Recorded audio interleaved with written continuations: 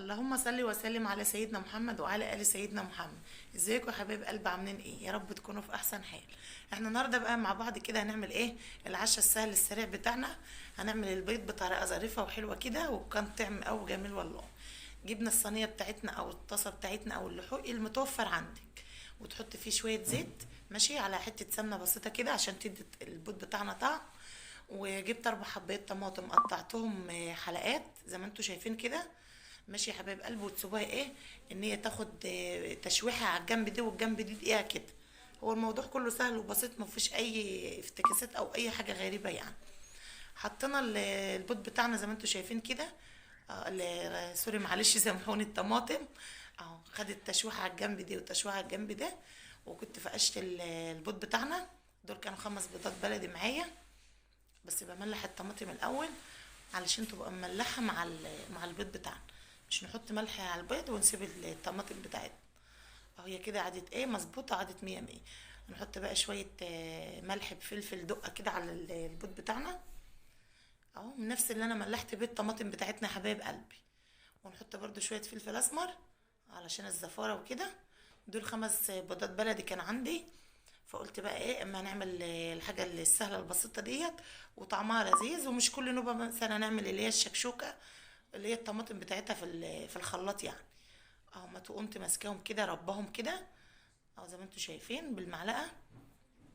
اهو يا حبايبي، وسهله وبسيطه والله خالص، وبتبقى طعمها لذيذ كده وحلوه بتغمس يعني. تنفع في العشاء في الفطار. زي ما انتوا شايفين كده بقى نزلت بالمعلقه. اهو نحط على كل حته في الطماطم بتاعتنا كده. بينفع معاكي 5 بيضات 6 بيضات الموجود عندك والمتوفر عندك. مع بقى مع الفول مع الطعمية مع الحاجات بتاعت العشاء ديت. بتنفع في اي وجبة يعني، فطار غدا زي ما انتوا شايفين كده يا حبايب قلبي. والعيال بتحب الحاجة اللي يعني ايه اللي تكون جديدة، تجدد لهم في الاكل عشان ايه نفسهم تتفتح وياكلوا. ماشي زي ما انتوا شايفين كده. بوطي النار شوية عشان ما تحمرش قوي من تحت. نزلنا البيض بتاعنا كله حتى زي ما انتوا شايفين اهوت. اهو دي بقى جبنه موتزاريلا كانت عندي. اهو دي ميكس جبن، مش موتزاريلا بس، دي ميكس كده. طلعتها بقى كانت في الفريزر فككتها. نزلت بقى كده زي ما انتوا شايفين على وش البيض بتاعنا والطماطم. والله كان طعمها جميله ولذيذه وسهله في ثانيه.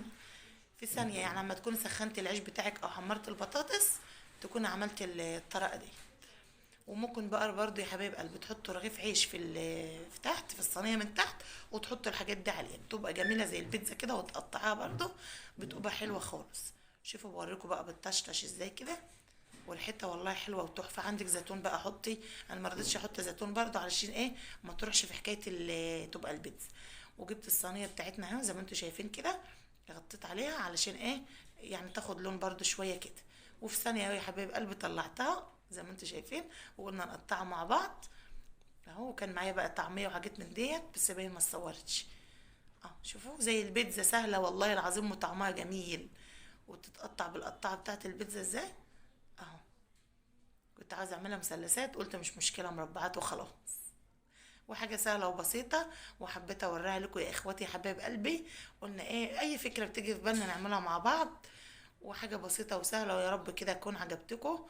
واللي وصل معايا لعندي كده يحط اللايك والاشتراك. ماشي اهو شوفوا ما شاء الله بتتقطع ازاي، ولا لزقت ولا محروقه ولا اي حاجه من دي. ممكن بقى تحطها كده في السندوتشات لعيالك الصبح ويروح المدرسه راح الامتحان.